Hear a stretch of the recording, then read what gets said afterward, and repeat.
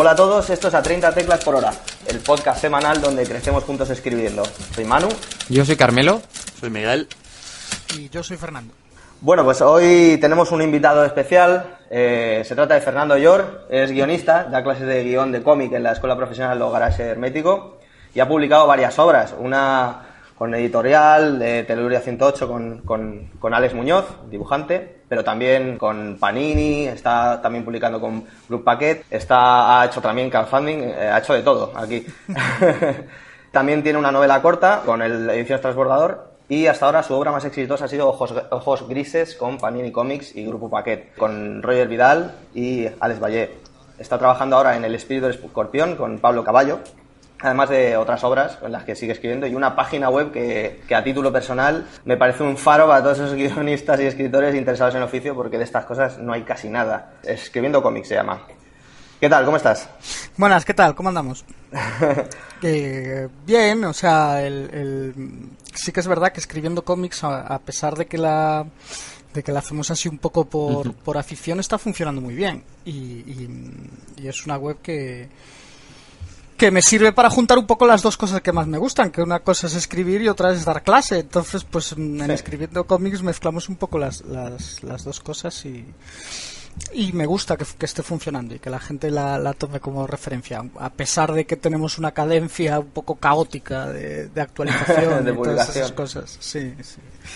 Pues yo te digo que, vamos, cada vez que sale un artículo me lo veo porque muchas de esas cosas que la gente busca, que es una de las razones también por la que iniciamos este podcast, es un poco de información, es saber cuáles son esos procesos, ¿no? Esa parte oscura de la que nadie habla y que solo se conoce a lo mejor un poco dentro del mundillo de cada cosa, ¿no? Dentro de ese círculo pequeño que somos los escritores y los guionistas. Sí, es curioso porque, a mí lo que más me animó a montar esa web fue precisamente que cuando yo empecé y quería saber cómo se hacía un guión de cómic, no encontraba referencias o encontraba referencias de los años 70 o cosas muy locas, cosas muy entremezcladas, y dije, joder, pues hace falta un sitio que lo tenga más o menos organizado, ¿no? Y ahí... Claro. Y ahí nos echamos la manta a la cabeza y venga. ¿Escribiendo cómics lo llevas tú solo? O bueno, yo sé que traes invitados, pero... La llevo yo, me está ayudando mucho un chaval de Barcelona que se llama Sergi Jiménez, que se sumó en cuanto conoció la iniciativa. También me ayuda algo Adrián Benatar, que es otro guionista de cómics, que acaba de sacar su primer TVO con IDV, la editorial que publica las Tortugas Ninja. Sí. Y luego tengo colaboraciones más o menos puntuales con otra gente. Se acaba de sumar también un guionista que está empezando y que quiere contar en una especie de diario sus primeros pasos, que se llama Ramón David. Y de momento estamos ahí, somos esos. Luego tengo colaboraciones puntuales con algún dibujante, con algún amigo y esas cosas. Sí.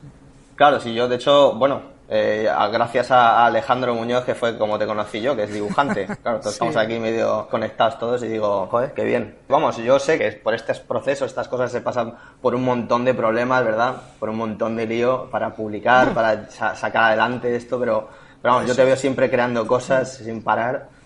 Lo de los problemas da para un programa o tres, una trilogía. Pues lo dedicaremos uno exactamente a todo esto de la publicación y tal. A llorar. Pero bueno, porque vamos, yo sé que, bueno, yo por mi lado, por la parte de solo escritor, ¿no? Un poco de la novela, sé que esto es un lío. ¿Cómo crees tú que es de difícil publicar en España un cómic? O sea, ¿crees que si pudieras hacer un poco, bueno, ya me imagino por lo que vas a decir, pero ¿crees que es más sencillo fuera, a lo mejor? No, creo que es igual de difícil publicar en España que publicar fuera. Pero creo que hay una gran diferencia, que es que en España el mercado del cómic es mucho más pequeño. Es muchísimo más reducido. Aquí estamos haciendo tiradas de 1000 ejemplares. 1000 ejemplares en un mercado como el francés no significa absolutamente nada. Si tú tiras 1000 ejemplares en Francia, no vas a tener ninguna visibilidad porque es un mercado muchísimo más amplio.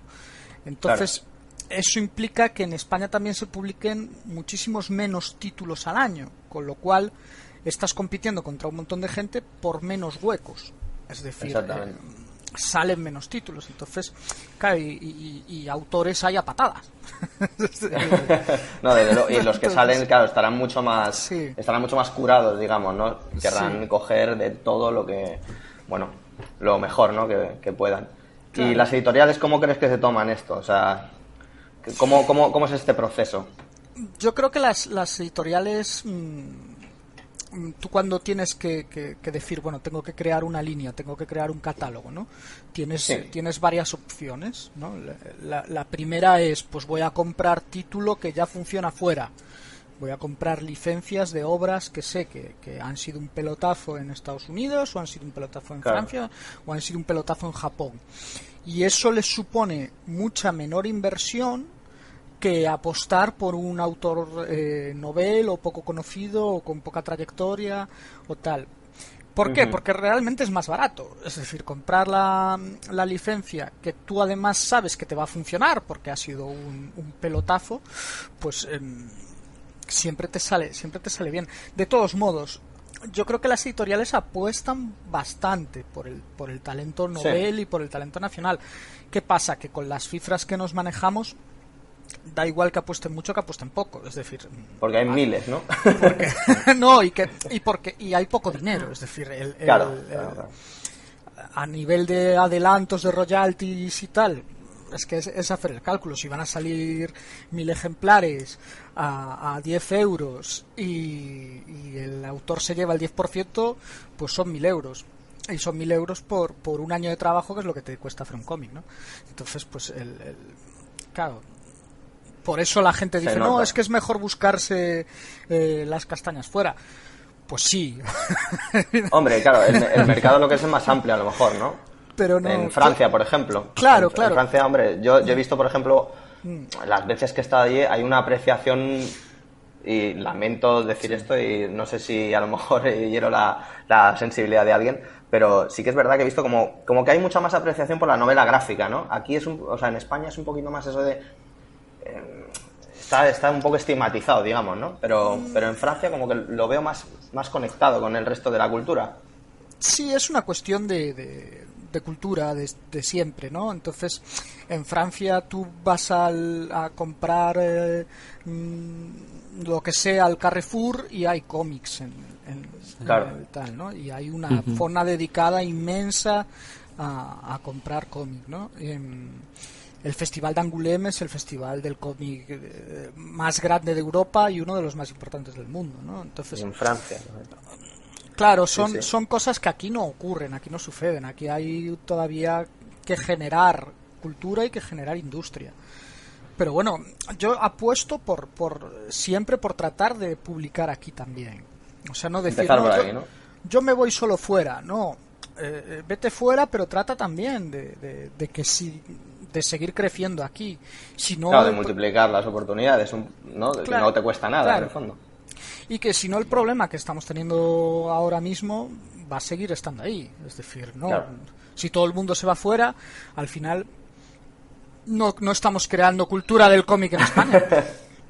Bueno, Carmelo, oye, ibas a decir algo, ¿no? Sí. Sí, iba a hacer una pregunta que, como has dicho que es tan complicado publicar en España, que hay tan poca cultura, pero antes Sí. hemos hablado de que tú has publicado por crowdfunding.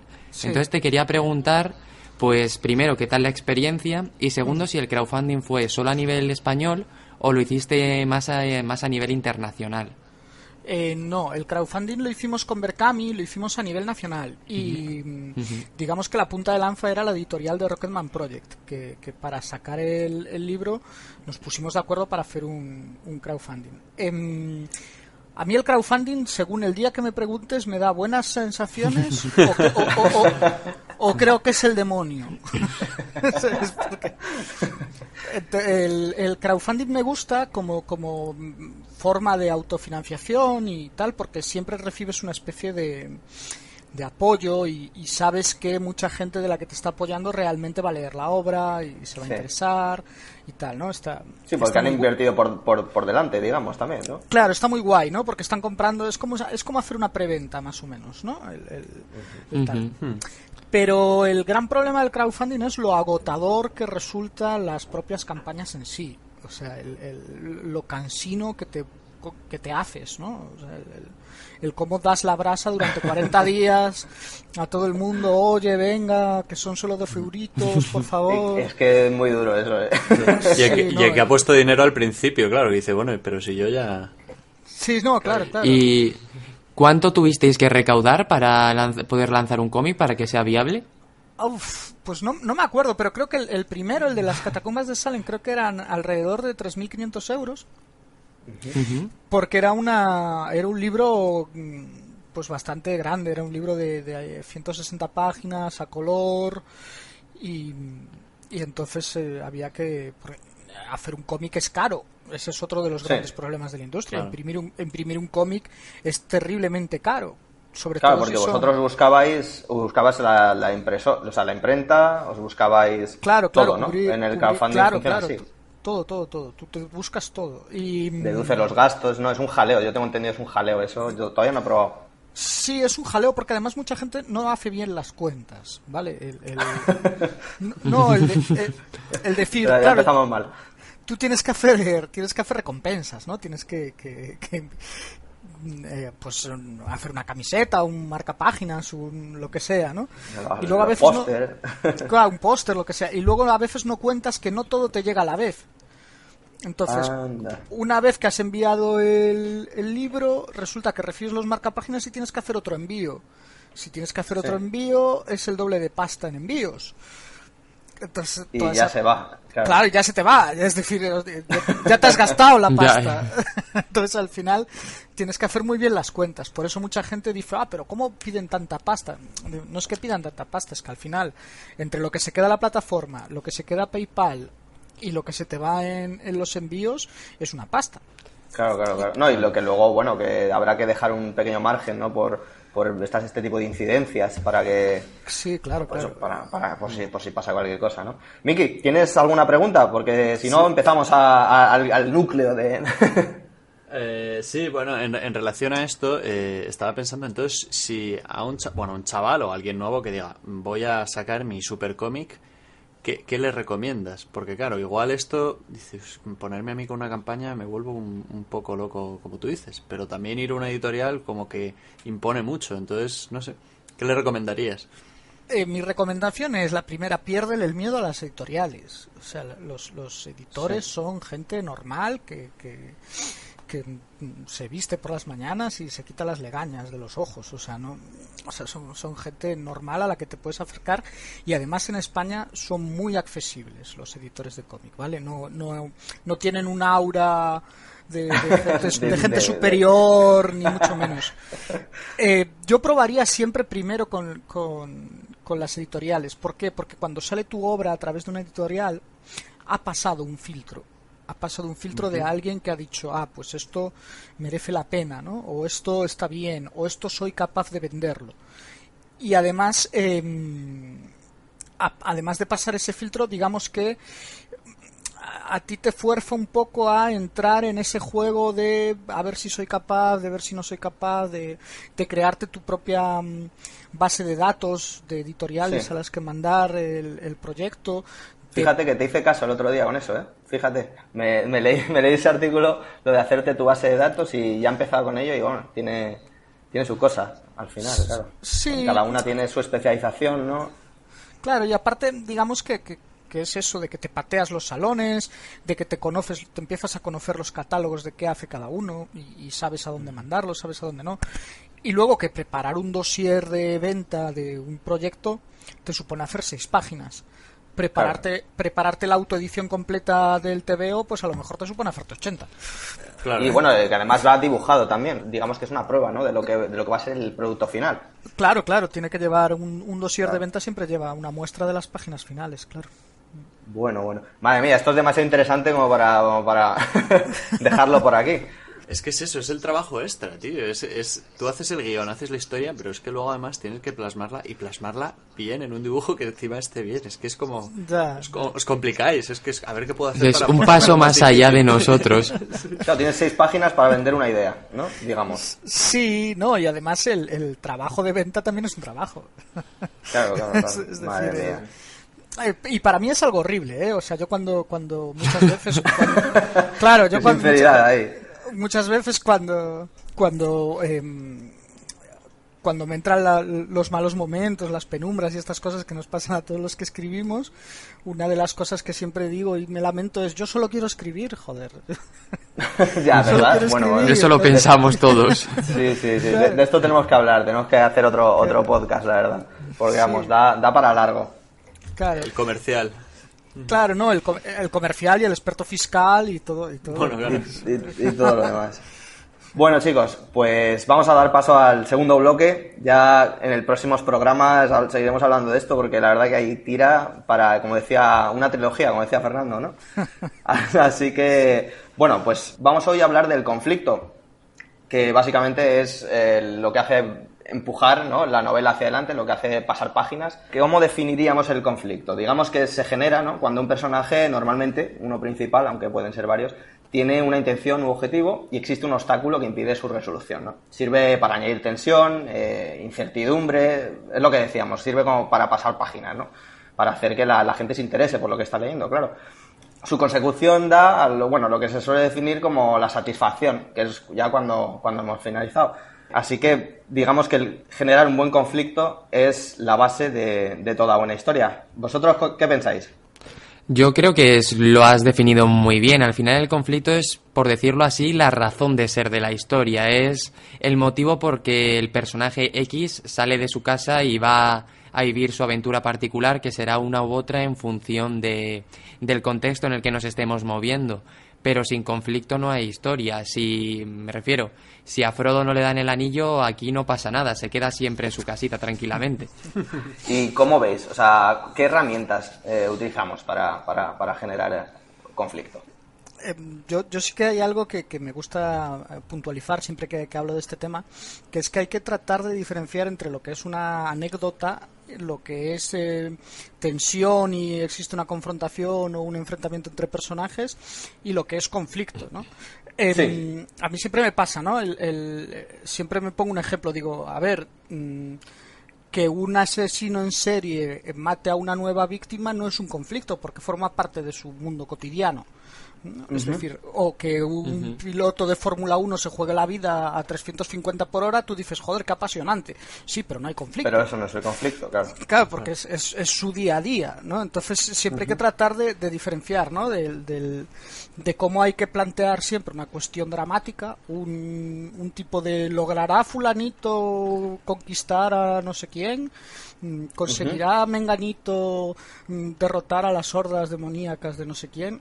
Entonces, claro, y cuanto más concreto sea el objetivo, creo que es la mejor manera de encauzar el conflicto. Claro, y crear un obstáculo a medida, ¿no?, que es lo que estábamos hablando en otros programas, sobre que todo el conflicto llega cuando la intención se choca con el obstáculo. El obstáculo tiene que ser igual de grande, ¿no?, que la intención, para que ese conflicto tenga valor. Sí, ¿no? Hay que trabajar siempre pues el triángulo de motivación, oposición y objetivo, ¿no? Si el personaje está hipermotivado, pero luego vemos que el objetivo es de fácil consecución, pues decimos, pues muy bien, chaval, guay, adelante, ¿sabes? pero no empatizamos, ¿no? Y luego al revés también, o sea, si no existe ninguna motivación, o bueno, ya lo haré más tarde, o no, ahora mismo no me apetece lanzarme a combatir al mal, ¿no? Pues coño. Claro, entonces no hay fuerza en esa intención, y por tanto, ¿qué conflicto va a haber ahí, no? Digo, bueno, pues ya lo dejo para mañana, esta batalla. Claro. Y Yo luego lo que con digo el... es que... Sí. Ay, perdona. Sí, no. No, decía que con el objetivo pasa un poco igual. Si es un objetivo muy sencillo de decir, bueno, pues esto lo consigue cualquiera o lo puede conseguir alguien en 2 minutos, no tiene ningún interés. No tiene valor, claro. Y si es imposible, tampoco, ojo. O sea, si es algo que es como, no, pero es que no lo vas a conseguir, es que ni de coña. Claro. Es que, pues entonces tampoco, ¿no? Miki, ¿qué decías? Sí, no, yo justo iba por ahí. O sea, esto es casi como un videojuego. Tú tienes que poner bosses intermedio para llevarle al boss final.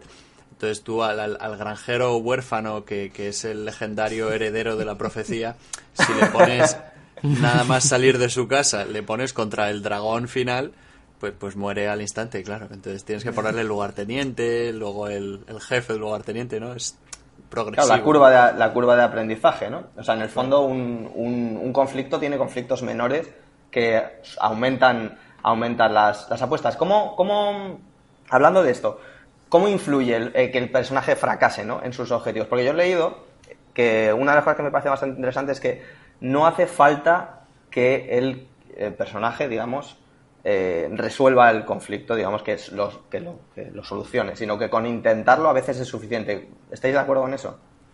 Mi punto de vista en este tema es que yo creo que, bueno, esto también lo decía Joseph Campbell, ¿no?, en lo de las horas del héroe, que al final tiene que haber un momento en el que veamos que el objetivo es difícil y que el conflicto es fuerte, y para ello una de las mejores formas es que, a pesar de que en un principio el protagonista va a ir superando las distintas fases, las distintas barreras que va a ir surgiendo, que llegue uno donde nos demos cuenta de que no, de que, que al final es un chaval que acaba de salir de su casa, de que es un granjero huérfano y que tiene que tener algo más, que no es simplemente por ser el héroe, sino que lo que va a conseguir no es simplemente por una profecía, sino por su esfuerzo, su aprendizaje, su evolución. Ajá. Y una forma que a mí me gusta mucho de verlo es cuando el protagonista falla una vez, falla dos, pero esos fallos le permiten levantarse de nuevo, normalmente le llevan a cuestionarse quién es y por qué está ahí, y a partir de entonces, cuando se encuentra a sí mismo, es cuando ya es capaz de hacer frente al verdadero objetivo, al verdadero conflicto. Sí, eso es. Y luego que está, vamos, así es como yo lo veo, o por lo menos de la manera en la que yo escribo las historias, es que me gusta pensar que siempre el conflicto tiene dos sentidos. Tiene el sentido externo, ¿no?, que es pues lo que esté ocurriendo en el mundo en ese momento, y luego está el interno, ¿no?, que es el problema que tiene el personaje, ese dilema, como les decía, ¿cómo era esta mujer? Creo que era Angela Ackerman en el libro de los negativos, de los ay, no me acuerdo del nombre, es que lo leí en inglés, creo que no tiene traducción en español, se llama Negative Trait Disorders, algo así, que es sobre cómo crear personajes con defectos. Y eso lo llamaba como el fantasma, bueno, se ha llamado de mil maneras realmente, el fantasma o la herida, que es como la experiencia traumática que el personaje hace que se catapulte hacia una mentira que cree sobre sí mismo, ¿no? Que el personaje suele comenzar como alguien herido por este trauma, tiene una visión pesimista o equivocada sobre un tema de sí mismo, y en el fondo es el miedo a que este dolor se repita disfrazado de razones secundarias, ¿no? Y con la resolución esto cambia. Con la resolución de este conflicto, que normalmente está influido por el externo, él se obliga a cambiar, y por lo que decías tú del Joseph Campbell, que se transforma en el nuevo héroe, ¿no? Así es. ¿Cómo creéis que vosotros que afecta la resolución del conflicto al interés del público? ¿Creéis que se pierde cuando se vence al malo final? Yo creo que cada vez más, ¿no? Que estamos metidos en una especie de vorágine de la inmediatez. Todo lo queremos ya, todo lo queremos enseguida, y cuando nos han resuelto ya el final de una peli, ya es como que te pica el culo, ¿no? Ya te quieres levantar de la sala, y marcharte, ¿no? De ser el primero en salir y tal. Fíjate que yo no me quedo a las escenas postcréditos de Marvel, con eso te lo digo todo. Pero que sí que pasa, ¿no? El hecho de que cada vez igual nos interesa menos, ¿no? El tema este de cómo queda el mundo nuevo del héroe después de atravesar la aventura y tal, porque al final es la propia aventura en sí, la transformación del personaje la que más nos motiva, ¿no? Nos interesa, digamos. Y el ver estas puntillas al final donde vemos, bueno, pues mira, resulta que vuelve a su casa y todos le quieren en su casa y le quieren todavía más y tal. Cada vez cuesta, aporta menos, ¿no? Claro, ya solo queda ver cómo puede encajar en el nuevo mundo y poquito más, pero lo que es la parte más importante de la historia ya está consumida. Claro. Sí, lo que hablaba Miki del Señor de los Anillos, ¿no? Del final. Claro, o sea, es verdad que a lo mejor en las grandes sagas sí que quieres ver cómo acaba cada personaje, cómo se cierra cada hilo, porque al fin y al cabo han metido miles de subtramas y miles de cosas. Pero claro, a mí sí me gusta ver cómo un personaje, después del conflicto, en el caso de Frodo, incluso Sam, y ya más tarde Gimli, porque claro, es que tarda mucho en cerrarse, tienen que huir de ese mundo porque han quedado tan marcados por la corrupción de Sauron, por haber portado el anillo, bueno, Gimli no, pero por esos eventos que no pueden convivir con el mundo que ellos conocían. Entonces es eso, es un personaje que no es, pues ala, ya he matado al malo final, me voy con la princesa y somos felices. No, o sea, eso le ha marcado. Pero es verdad que a veces eso hay que cerrarlo. 200 páginas es mucho. Y es verdad que es eso, que nos quedamos ahí en plan, coño, si ya ha terminado, ¿ha muerto el malo? Sí, bueno, pues ya está, vámonos. Pero a veces el personaje pide más, claro. De hecho, una de las mayores quejas del Señor de los Anillos es esa, ¿no? Lo de que decían que dura demasiado ese final. A mí me parece un final fantástico, me parece que es algo que yo quiero y me encanta verles, pues eso, como la resolución de cada uno de sus personajes, de sus problemas y de sus intenciones, cómo finaliza, ¿no? De hecho, una cosa que quería comentar es que a lo mejor en el caso del Señor de los Anillos, claro, tiene 3 partes, ¿no? Y a veces la única manera de hacer que esta satisfacción no se pierda es cuando una película o un libro plantea una serie de conflictos que no se resuelven en esa película o libro, ¿no? Que pertenecen a la saga completa. Como por ejemplo la novela de Nacidos de la Bruma, que Carmelo se ha leído también, creo. Uh-huh. Sí, los 3 primeros sí. Tiene este problema, ¿no? Que en la primera novela se resuelven un montón de los misterios que se iban planteando, pero luego quedan una serie de ellos que están todavía vigentes hasta que se cierre la trilogía, ¿no?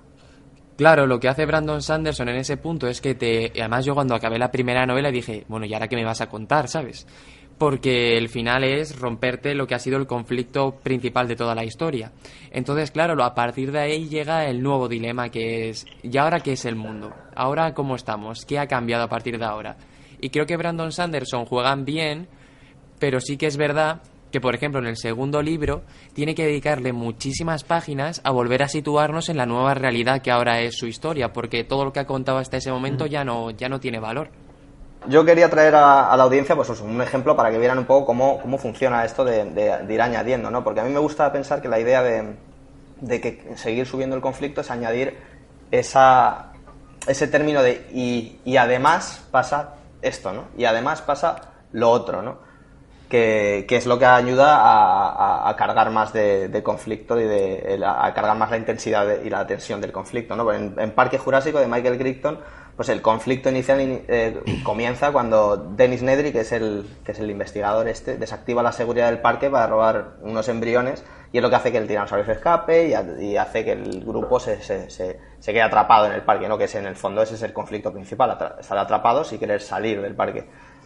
Pero ocurre lo que os digo, ¿no? Lo de y además, o sea, no es simplemente que ocurra eso y ya ellos pueden reiniciar el parque y volver, no. Además de eso, el tipo muere porque se lo carga un dinosaurio y es imposible restaurar la seguridad, ¿no? Y además, nadie conoce las contraseñas. Y además, el apagón ha generado que se escapen los velociraptores, ¿no? Es un buen ejemplo porque además representa que cada personaje tiene su conflicto. El conflicto de bueno, es que le persigue un dinosaurio que va a morir y que no puede vender los embriones, ¿no?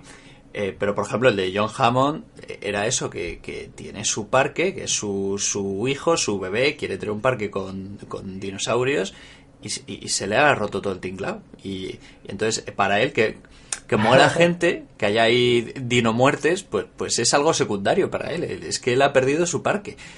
Y entonces es su conflicto, claro. Y luego entonces es el choque de conflictos también en esa vorágine de y además pasan cosas es lo que hace que la historia se mueva, ¿no?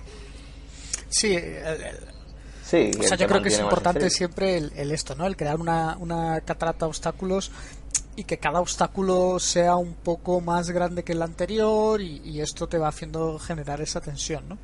Sin embargo, sí que hay un ejemplo de hacerlo mal, ¿no? Y que es Jurassic World, ¿no? En Jurassic World, cuando se escapa el bicho gigantesco, que no es un tiranosaurio, sino que es un no sé qué saurio que se inventan ellos. Sí, una cosa un poco rara. Y hay un momento de la película que a mí me llama muchísimo la atención porque es como, ¿cómo lo hacemos todavía más jodido, no? Entonces alguien grita, ¡ah, tiene genes de sepia! Entonces era como, joder, ¿sabes? O sea, quiero decir, hay una manera buena de añadir obstáculos y hay una manera chusca, ¿no? De decir, en medio de la película, soltar una cosa de este tipo para que podamos entender que el dinosaurio gigante es capaz de ocultarse. Es una cosa de mimetizarse con el entorno, ¿no? Y claro, te es sacas una de la forma manga. de frotarse las manos y decir, bueno, pues ya está explicado aquí, o sea, una cosa que debería tener mucho más trasfondo, ¿no? Pues de pronto lo meten ahí. Claro. De cómo se sacan. Después también le añadían otros genes más, de la rana, no sé qué, de no sé dónde. Y decías, pero hostia.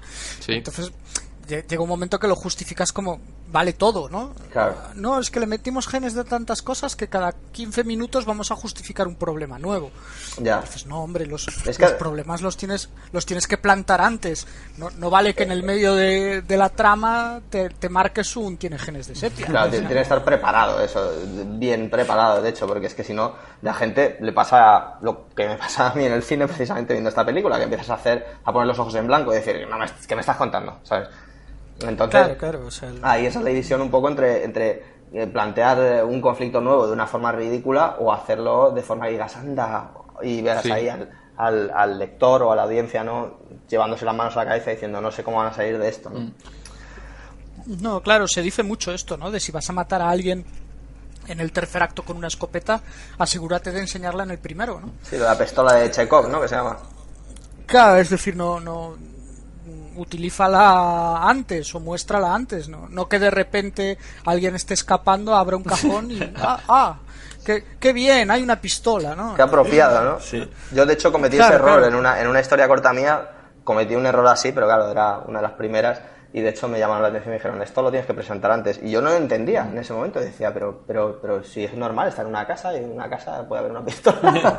Pero no, claro, eso de hecho la satisfacción surge de ahí, no puedes decir, anda, ahora hay una pistola, ¿no? Y además luego mola cuando el lector dice, claro, la pistola, que me lo han comentado antes, yo creo. Eso Claro, es. sí.